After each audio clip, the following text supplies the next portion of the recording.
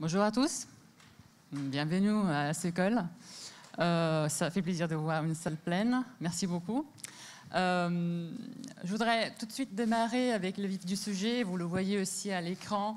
Aujourd'hui, ce qu'on voudrait vous proposer, c'est vraiment un partage d'une analyse, d'un retour d'expérience par rapport à ce qui se passe quand on travaille bien à l'affiliation et on peut effectivement constater l'apport positif au niveau des KPI de vos programmes d'affiliation, vous soyez annonceur, ce qui se passe en termes de relation avec une marque, vous soyez éditeur, et plus généralement, l'incrémentalité qu'on peut constater sur ce funnel-là. Donc, on commence tout de suite déjà avec les présentations, moi-même. Donc, je tiens à me présenter, je suis Véronica Costantino-Bazin, je suis Country Manager France pour CJ, je dirige le bureau français pour CJ. Depuis le 11e arrondissement à Paris. Donc, je suis ravie d'être là avec vous aujourd'hui. Je vois ici dans la salle des visages qui sont familiers, mais je pense qu'il y en a d'autres qui ne nous connaissent pas beaucoup. Et du coup, je me suis dit que c'était bien de nous présenter dans notre globalité. Alors, pour ceux qui ne nous connaîtraient pas, CJ est la plateforme d'affiliation leader au niveau mondial. On a une petite histoire derrière nous parce qu'on a été fondé en 1999 à Santa Barbara, aux États-Unis. On a un ADN qui est américain, mais qui est devenu vite international. Donc aujourd'hui, on est une plateforme internationale. Nous sommes nés comme une plateforme unique, globale. Donc on couvre tous les marchés. On met en relation plus de 3000 marques avec plus de 800 000 éditeurs dans le monde. Nous essayons de le faire au mieux en offrant une solution et une technologie propriétaire ainsi qu'une expertise d'affiliation que nous pensons inégalée. Et nous faisons partie depuis 2019 du groupe Publicis. Donc maintenant que les présentations sont faites, on va rentrer dans le vif du sujet aujourd'hui. Vous l'avez vu, on a une petite histoire derrière nous, beaucoup d'expérience. Et ce qu'on a constaté, moi personnellement, je suis dans l'affiliation depuis 9 ans. Avant, j'étais sur une autre plateforme, c'était le tout début de l'essor du trafic mobile. Ce qu'on a constaté, malgré le constat, surtout après 2 ans de pandémie, que l'affiliation est un des canaux les plus rentables, les plus profitables, très flexible. Ce qu'on a constaté, c'est que pour bien comprendre l'affiliation, il faut se débarrasser de certaines idées reçues que souvent on peut avoir. Et pour le faire, aujourd'hui, on s'est dit quelle meilleure occasion pour pouvoir partager avec vous notre analyse. Nous pensons que c'est très facile de dire qu'on est leader, que nous, on a la data, etc. Ça, c'est très bien.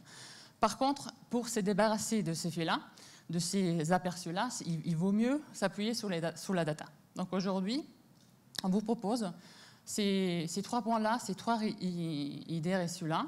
Et pour se défaire de ces idées-là, on s'est basé sur une analyse qui prend en compte plus de 200 millions d'interactions, donc interactions éditeurs-annonceurs, qui ont lieu sur notre plateforme.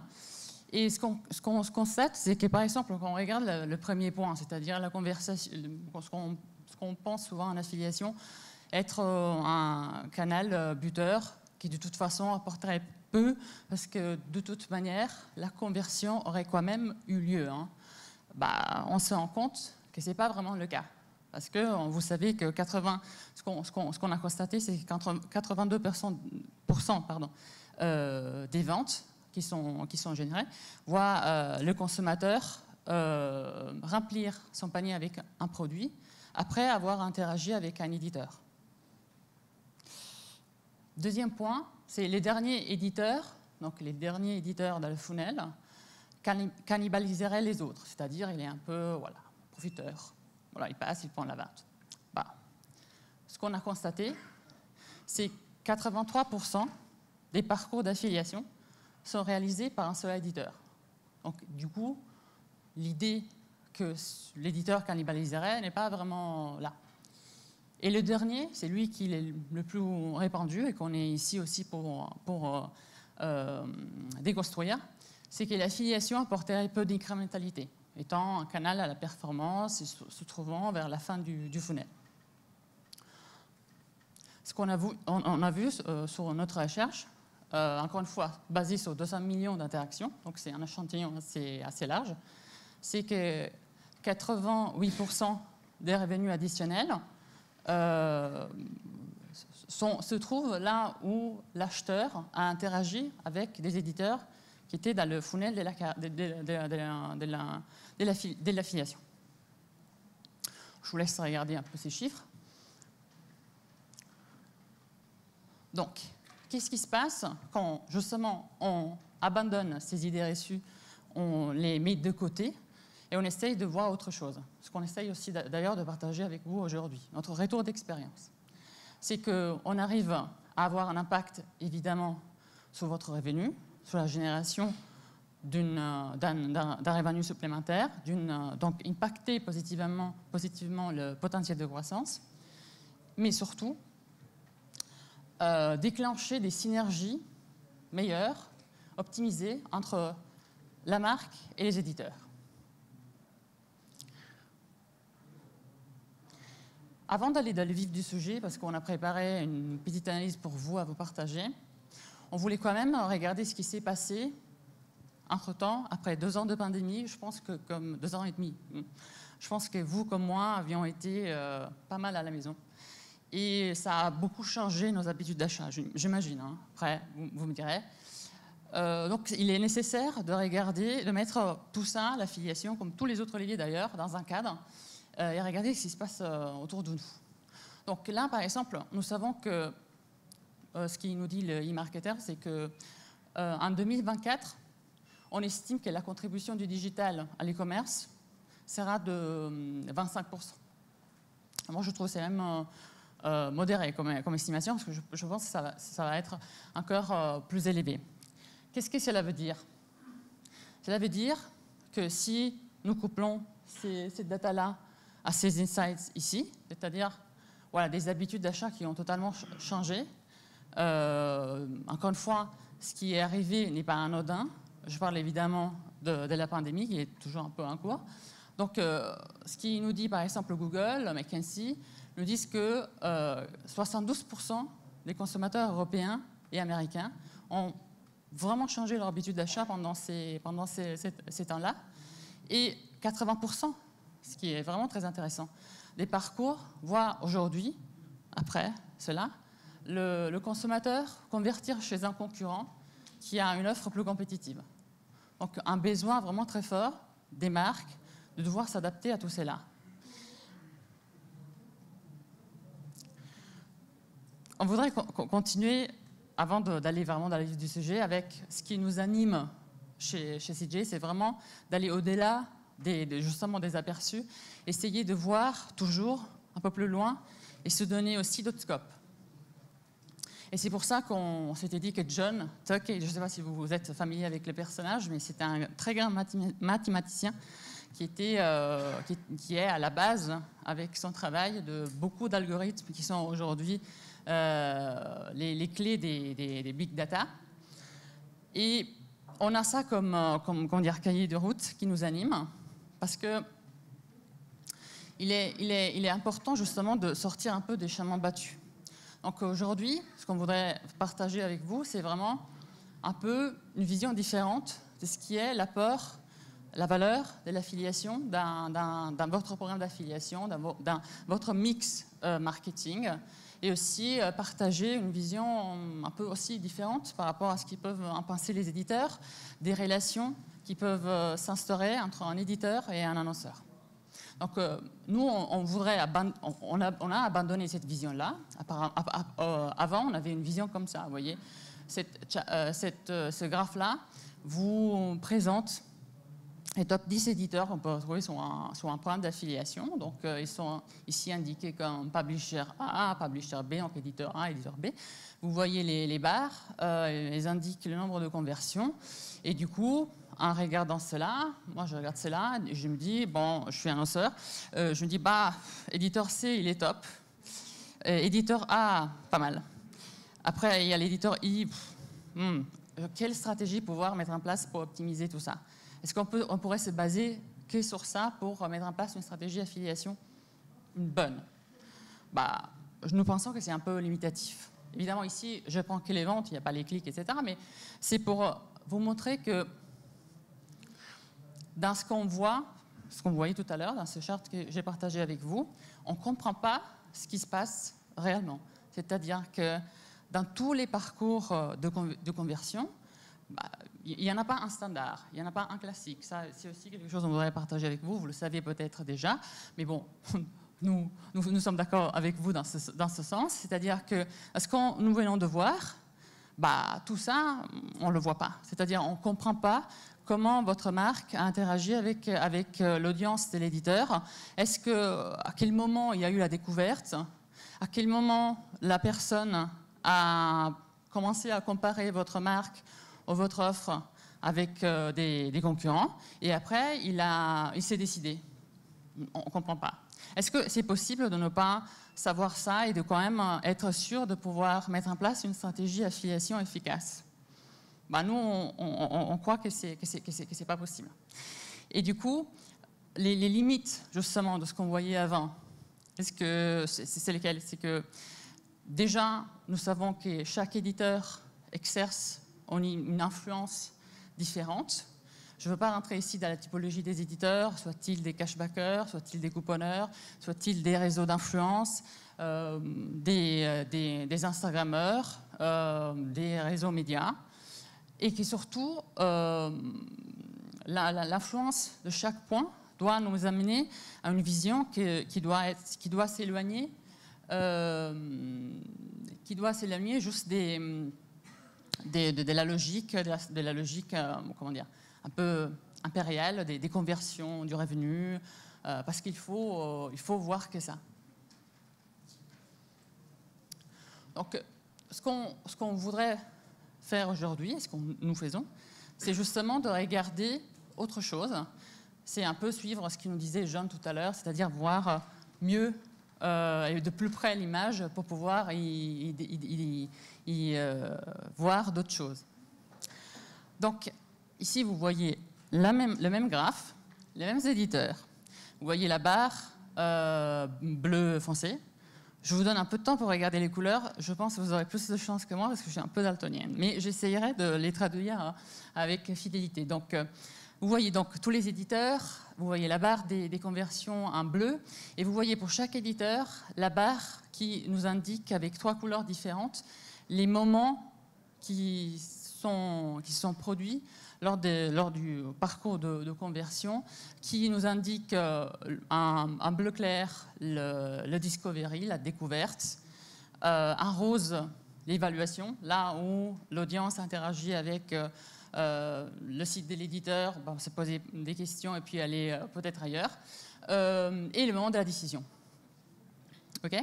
Donc, ça, c'est très important déjà à garder en tête parce que ça nous amènera peut-être à des conclusions différentes. On prendra des cas et on les verra ensemble. Qu'est-ce qu'on peut en sortir quand on a ces données-là?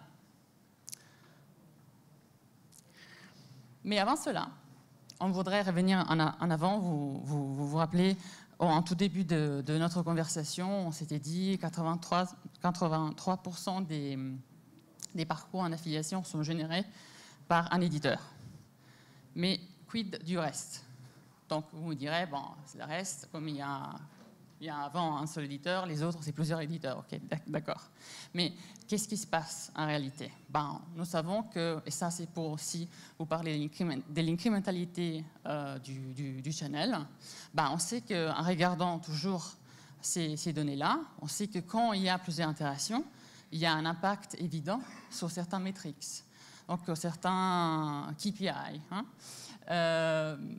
Ce qu'on a, nous, on a pris en considération le panier moyen, donc l'average order value, et on s'était dit, comparons-le à ce qui se passe quand il y a un seul éditeur, quand il y en a plusieurs.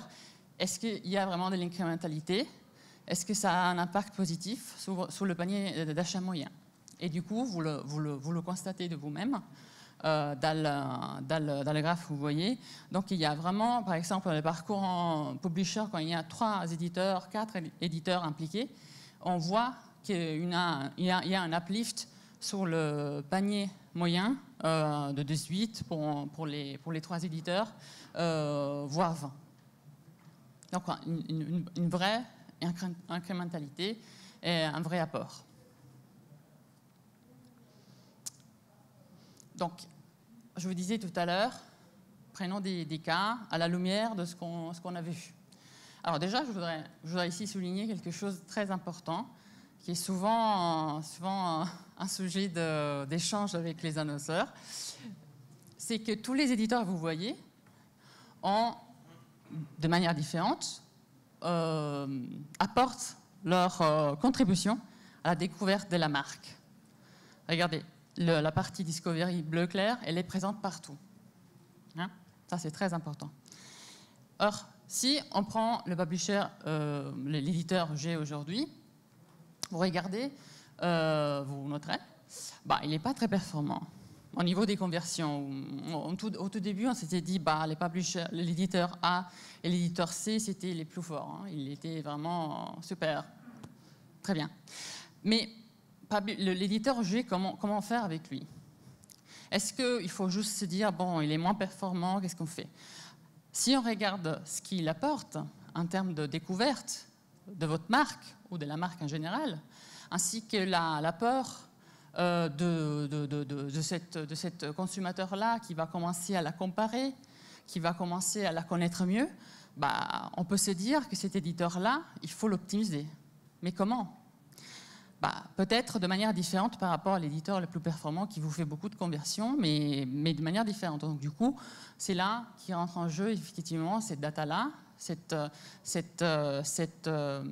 connaissance-là de l'influence qu'on peut avoir auprès de votre audience, parce qu'on ne va pas optimiser, on ne va pas appliquer la même stratégie à cet éditeur-là qu'au premier. Donc peut-être celui-là, on va lui dire, pour justement cibler cette barre bleu clair, on va peut-être lui proposer une offre unique, exclusive sur le marché, justement pour pouvoir focaliser et pouvoir retenir toute cette audience qui découvre votre brand aujourd'hui.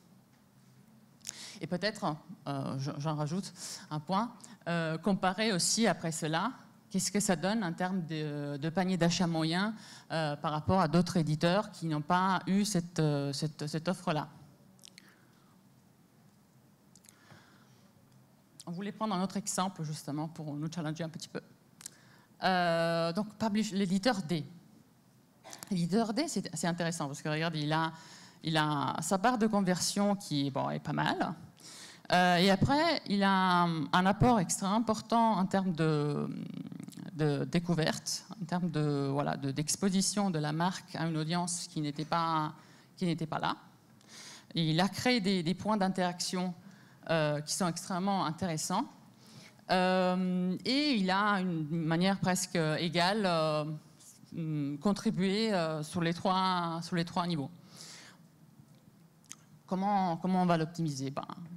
Si on réfléchit à ce cas-là, encore une fois, ça sera un peu différent parce que là, par exemple, dans ce cas précis, on ne va pas proposer à cet éditeur-là une hausse de rémunération, mais peut-être juste des emplacements un peu médias, justement pour capitaliser à fond sur cette partie-là, des newsletters en exclusivité pour avoir, ou des éditos, selon évidemment la typologie de l'éditeur, pour avoir effectivement le maximum de rentabilité par rapport à cela. Donc aujourd'hui, vous l'avez vu, je pense qu'on vous l'a dit aussi au début de ce talk-là, on ne voulait pas vous proposer un pitch, vous vendre quelque chose, c'était plutôt un retour d'expérience par rapport à ce qui est notre expérience de l'affiliation. Encore une fois, un canal qui a beaucoup évolué, qui est très flexible, qui a prouvé aussi pendant la pandémie, et ça je tiens à le souligner, sa flexibilité, sa rentabilité, parce que c'était parmi les seuls à ne pas avoir été coupé par les annonceurs, justement en vertu de ce modèle économique vertueux au CPA. Cela étant dit, après avoir vu tout cela, c'est-à-dire à quel point les données peuvent nous éloigner des chemins battus, à quel point nous, experts en affiliation, on a senti le besoin de partager avec vous cela, parce que si on ne se défait pas de ces idées-là, qu'est-ce qui se passe? C'est que voilà, on n'arrive pas à s'éloigner de nos biais, on a une vision un peu cantonnée de l'affiliation, et surtout pour toutes les marques, c'est une limite importante parce que vous empêche d'avoir une vision long-termiste et vous focalise effectivement seulement sur une vision centrée qui est sur le revenu, sur la génération des conversions qui sont bien entendu. Nous sommes un canal de performance, c'est toujours important de garder cela en tête, mais c'est extrêmement important aussi de regarder autre chose et de pouvoir évaluer une stratégie aussi par rapport à d'autres métriques. Et aussi, l'affiliation, on a parlé aussi de tous les points de connexion entre tous les éditeurs dans un funnel de conversion, à quel point c'est important et à quel point, par exemple, l'affiliation se démarque par rapport à d'autres canaux, justement, qui sont souvent, on parle beaucoup des AI, d'algorithmes. L'affiliation, c'est beaucoup de connexions entre les éditeurs, une marque, un brand, et évidemment leur audience. Chaque conversion est le produit de plusieurs connexions dans ce sens-là, et que c'est surtout, ça on le sait parce que moi personnellement je le sais, mes équipes aussi, mais c'est surtout un travail de partenariat, de connexion avec tous les éditeurs, de beaucoup d'échanges. Et ce que nous pensons être vraiment la valeur ajoutée de ce canal-là. Du coup, je voulais garder un petit peu de temps dans cette session pour pouvoir ouvrir un petit peu le débat, prendre des questions, vos retours par rapport à ce qu'on vous a montré aujourd'hui. Je ne sais pas si vous êtes... Je n'ai pas l'idée de l'audience aujourd'hui avec moi, mais si vous avez des questions, on est là pour y répondre.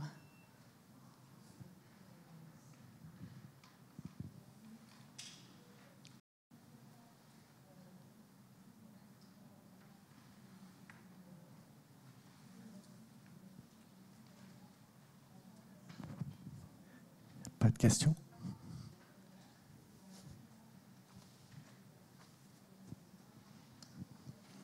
Bonjour Véronica.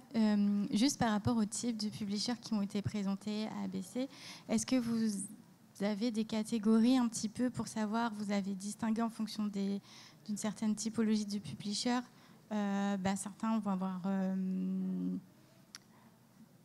Ils vont avoir plus tendance finalement par rapport aux 3 points qui ont été évoqués, si on revient sur la slide de connaissance, découverte, réflexion, à développer cette partie-là par rapport à ce qu'ils apportent en termes de vente. Est-ce que c'est classifié par typologie? Il y a certains éditeurs qui vont être plus tendance à... Ouais.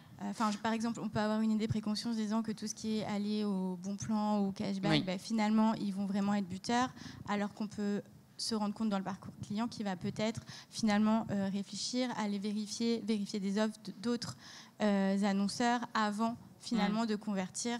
Et voilà, c'était du coup pour... Très clair, merci pour ta question. Alors effectivement, on a décidé de ne pas afficher les catégories, et ce qui est intéressant, c'est justement de voir, parce que évidemment dans l'étude on voit les catégories qui sont impliquées, on voit justement avec surprise les interactions qui peuvent justement être générées par des éditeurs qui sont censés être des éditeurs à la fin du funnel, qu'on considère être buteurs, comme un cashbacker, comme un couponneur, qui ont interagi et qui ont été dans le parcours de conversion d'un autre qui n'était pas du tout au même moment de la conversion, notamment les comparateurs de prix, ou voir il a contribué à un clic, donc un first click qui est né depuis un site de contenu. Donc c'était un choix de ne pas afficher les catégories justement parce que on sait qu'on peut avoir une idée de certaines typologies éditeurs. Et ce qui est aussi intéressant dans l'étude, justement, et qui nous a surpris, c'est qu'il y a justement des cognitions dans ce sens. Et le reporting qu'on voit, c'est un reporting qui est disponible sur la plateforme pour les annonceurs et pour les éditeurs. Parce que ceci, pour un éditeur, est également important de savoir où se positionner.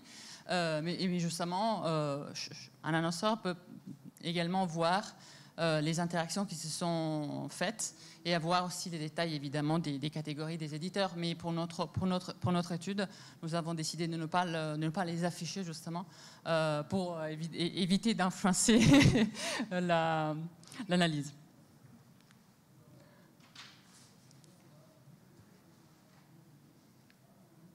On a encore le temps pour quelques questions, si vous voulez.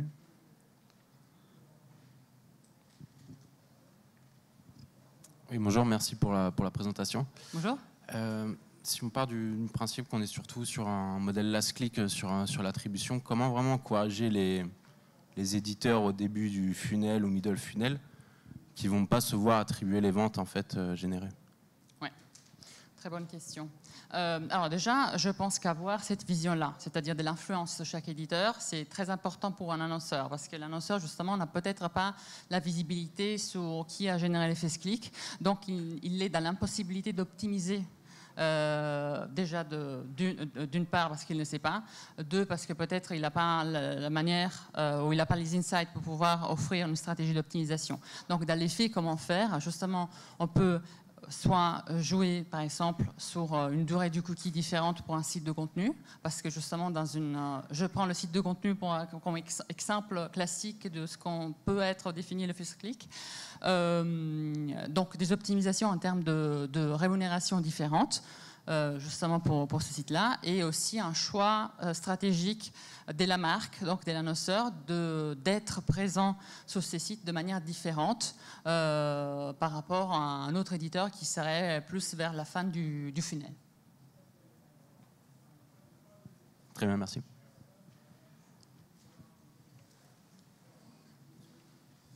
Bonjour, encore merci du coup pour la présentation. J'avais une question sur l'étude que vous avez menée là. Oui. C'est sur quel secteur d'activité? Très bonne question. Alors, l'étude que nous avons menée, c'est sur tout ce qui est secteur d'activité retail, différents et variés. Donc, c'est très, très large. Voilà, ça prend en compte tous les annonceurs qui ont de la data transactionnelle dans cette catégorie-là, basée sur, comme on disait, 200 millions d'interactions qu'on a pu voir au sein de CJ entre des éditeurs et des marques.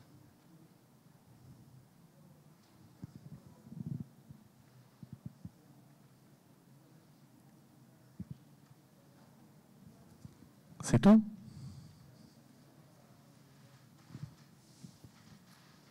Merci.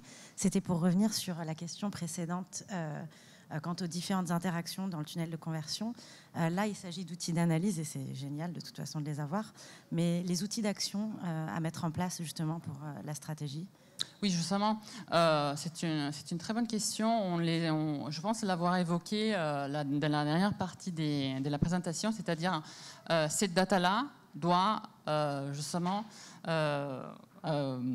faire parler et orienter une stratégie d'optimisation. Donc, avec ces données-là, on optimise les éditeurs différemment. Donc, on avait pris l'exemple, par exemple, de l'éditeur, je pense, D, donc qui avait une exposition, qui proposait une exposition à la marque très bonne. Donc, il pouvait générer de la découverte et du coup, dans ce sens, pouvoir l'optimiser pas seulement avec une hausse de rémunération, qui est quand même la proposition classique, mais peut-être gérer cela différemment avec la marque en proposant je l'avais mentionné, une offre exclusive ou un partenariat particulier avec cet éditeur-là pour justement catalyser et optimiser et aussi sécuriser un peu toute cette audience, carrefour d'audience nouveau pour la marque.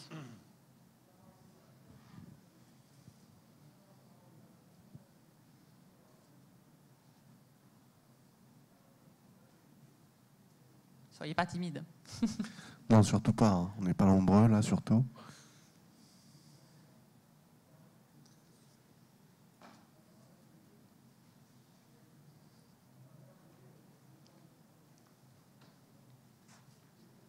pense que c'est bon. C'est bon? Ok. Merci. Merci.